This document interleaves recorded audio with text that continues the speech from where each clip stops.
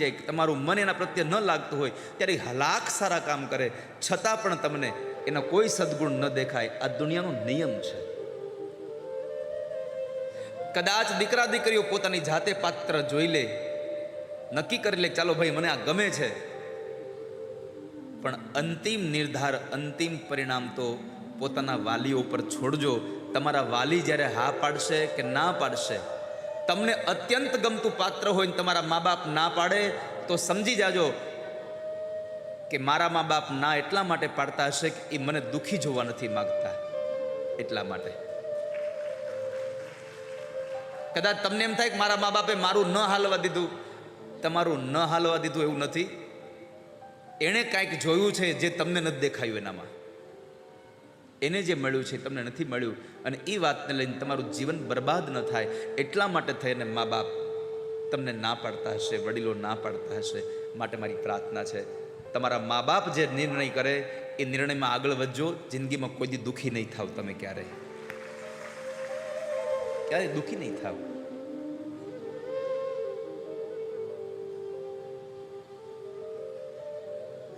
તો રૂકમણીએ ભગવાનને કહ્યું, પ્રભુ, સુદેવ નામના બ્રાહ્મણને પત્ર લઈને મોકલાને કહ્યું, પ્રભુ હું તમને મારા પતિ તરીકે સ્વીકારું છું.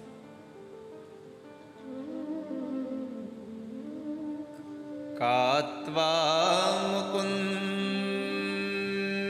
મહતી કુલશીલ રૂપ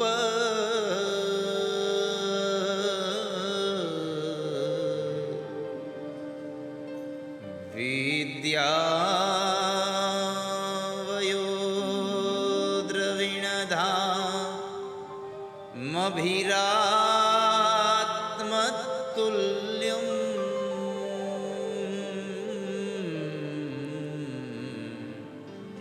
ધીરાપતિ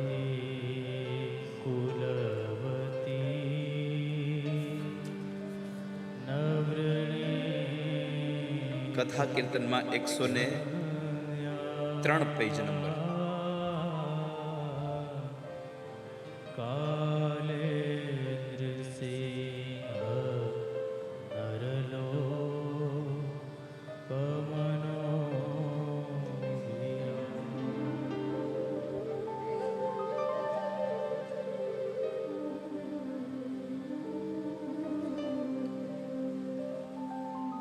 કાત્વા મુકુંદ મહતી કુલશીલ રૂપ.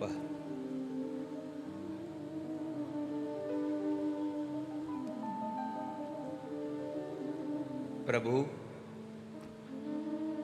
તમારી ખાનદાની જોઈ છે અમે, તમારા કુળની.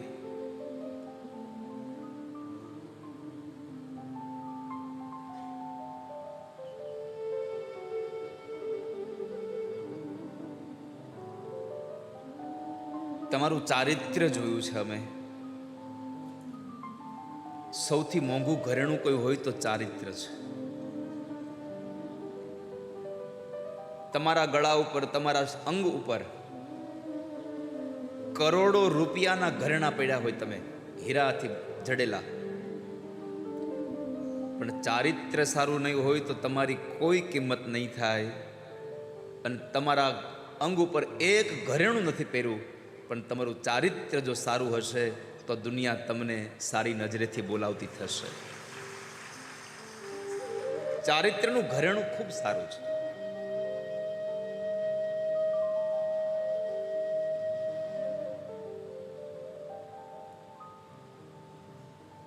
તો માતાજીએ ભગવાનને કીધું, પ્રભુ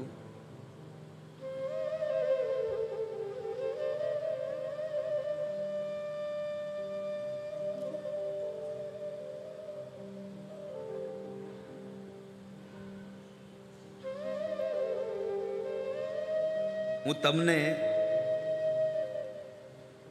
મારા પતિ માનું છું. તમે મને હજી પત્ની તરીકે સ્વીકાર કર્યો નથી કર્યો મને ખબર નથી.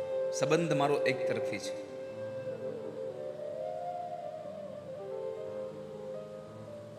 હજી મેં જાણ્યું નથી તમે મને સ્વીકાર કર્યો કે નહીં.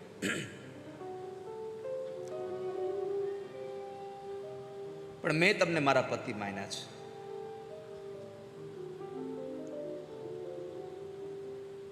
જો તમે મને પત્ની તરીકે સ્વીકારતા હોવ તો તમારે મને લેવા આવી જોશે. હું સામેથી નહીં આવું.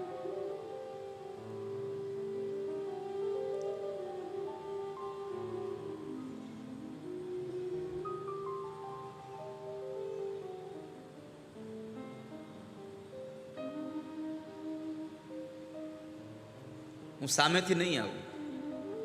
તમે મને લેવા આવજો. અને આવો તો વિચારીને આવજો, અહીંયા બહુ બધા રાજાઓ છે, એની સાથે યુદ્ધ કરી અને પછી મને લઈ જવું પડશે તમારે.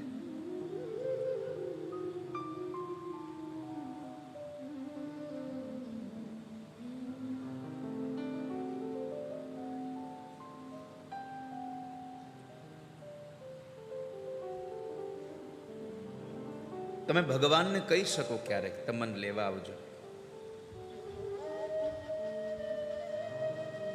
તમે પ્રભુને ક્યારેક કહેશો કે તમે મને લેવા આવજો,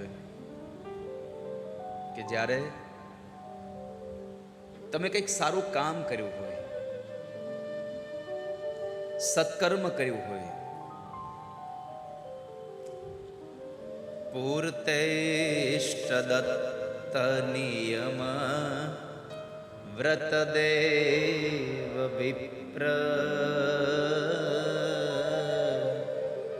ગુર્વર્ચનાદિભિરલમ ભગવાન. મારું મન તમારામાં લાગ્યું છે, તમે જ લેવા આવજો. તો ક્યારે કહી શકાય કે જ્યારે જીવનમાં સત્કર્મ કર્યા હોય, ભગવાનના નામના જપ કર્યા હોય, ભગવાનના નામની માળા કરી હોય, ભગવાનના આપણે કથાઓ સાંભળી હોય, તો તમે પ્રભુને કહી શકો ઠાકોરજી તમે લેવા આવજો હો મને. એમને ના કહી શકો. અને તમે બધાએ તો બે ધડક કહેજો એમને કે લેવા આવજો. અને પૂછે કે કેમ લેવા આવું ભાઈ તમને, તો કહેજો કે વૈશાખ મહિનાની આ 45 ડિગ્રીમાં માંડવા નીચે બેહીને તારા દામોદર સ્તોત્રના પાઠ કર્યા છે.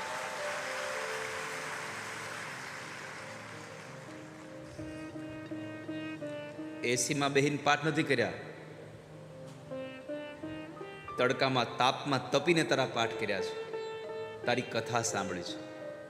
લેવા સેના ન આવો. અને જો સીધી રીતે ન આવ્યા ને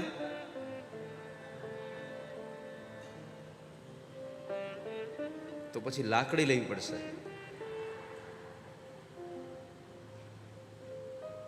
પ્રભુ સીધી રીતે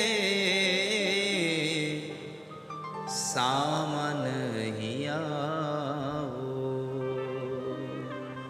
પ્રભુ સીધી રીતે સામન, પ્રભુ સીધી રીતે સામન આવો, પ્રભુ સીધી રીતે સામન આવો. માંડું તમથી.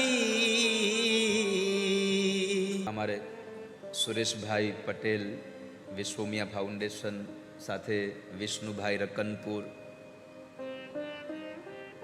આ બધાએ પોતાના સંબંધોથી પણ ઘણા લોકોને પ્રેરણા કરી. અને આ કથાના આટલા મોટા ખર્ચને પહોંચી વળવા માટે એમણે બધાએ જે લોકોને પરમાત્માએ કૃપા કરી છે એને બધાને એક સારો ભાવ દર્શાવીને આ કાર્યમાં જોડ્યા છે. ગઈકાલે વિષ્ણુભાઈએ દીકરીઓ માટે થઈને પલંગ લખાવી. 21 દીકરીઓને 21 પલંગ કે અમે બેડ અમે આપીશું. પણ મને ખબર નહોતી એટલે મેં કાલે જાહેર કરી દીધું.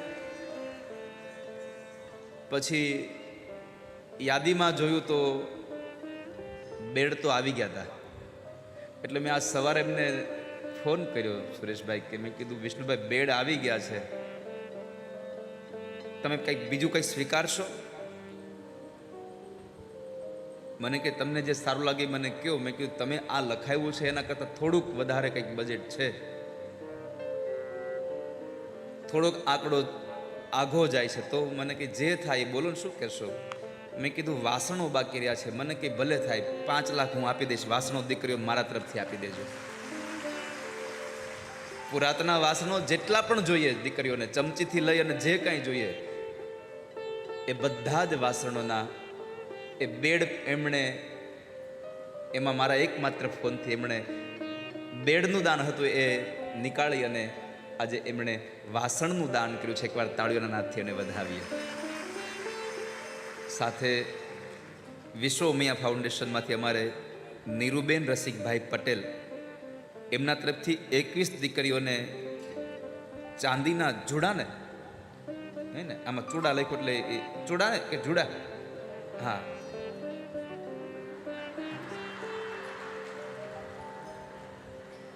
તો એ 21 દીકરીઓને ચાંદીના જુડા આપે છે. એને પણ એકવાર તાળીઓના નાદથી વધાવી લઈએ. ભરતભાઈ કાનજીભાઈ પટેલ, એમના તરફથી 21 દીકરીઓને ઓલી તાંબાની પેલી નળવાળી ચકલીવાળી, એને શું કહેવાય, ગોળી, હે, સારું થયું તાંબાની થઈ ગઈ, કનૈયો ફોડી નો નાખે. તો એમના તરફથી 21 દીકરીઓને એ તાંબાની, આમાં નળી લખ્યું છે, એ નળી જ રાખો ને. પછી પટેલ તલિકાબેન પ્રકાશભાઈ, એમના તરફથી 21 દીકરીઓને એક દીકરીને એક ડબલનું બ્લેન્કેટ, એટલે કે 21 બ્લેન્કેટો એમને આપ્યા છે. આ બ્લેન્કેટનું પાછું લખ્યું છે પસંદગી જિગ્નેશ દાદાની રહે. કેટલા રૂપિયાનું છે ખબર નથી મને. અને મેં પહેલાં જ કીધું હતું કે દાન દો ત્યારે એક વાત યાદ રાખજો, તમને ગમશે એવું અમે નહીં લઈએ, અમે જેના ઉપર હાથ મૂકીએ તમે લઈ દેવાના હો તો જ તમે દાતા બનજો. કારણ કે અમે જે પણ દેશું એ દીકરી જિંદગીભર જ્યાં સુધી જીવે ત્યાં સુધી આપણને બધાને આશીર્વાદ આપે ને એવું આપીશું આપણે. પછી 21 દીકરીઓને 2 બાજોટ, પ્રવીણાબેન એસ પારેખ, એમના તરફથી બાજોટની કંઈક જોડ આપે છે. એમને પણ તાળીઓના નાદથી વધાવી લઈએ. છોકરાઓ બાકી શું રહ્યું છે એ તો મને કહેજો હવે. હે જીગર કેમ ગયો? એ તો જડે નહીં કોઈ દી. કેતનભાઈ જરા જોજો તો બાકી શું રહ્યું છે. એટલે આજે થોડું ઘણું કદાચ બાકી રહ્યું હશે કંઈક, 7, 8, 10 વસ્તુઓ. હજી 2, 3 કથાઓ બાકી છે દિવાળી સુધીની, ત્યાં થઈ જશે.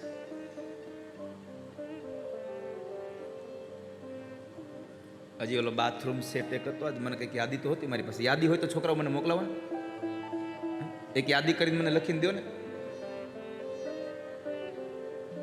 હવે જે વસ્તુ રહી છે બધી નાની વસ્તુ રહી છે ખાલી. બસ એક 5 ડ્રેસ બાકી રહે, કારણ કે 11 જોડી કપડાં આપવાનો સંકલ્પ કર્યો છે આપણે.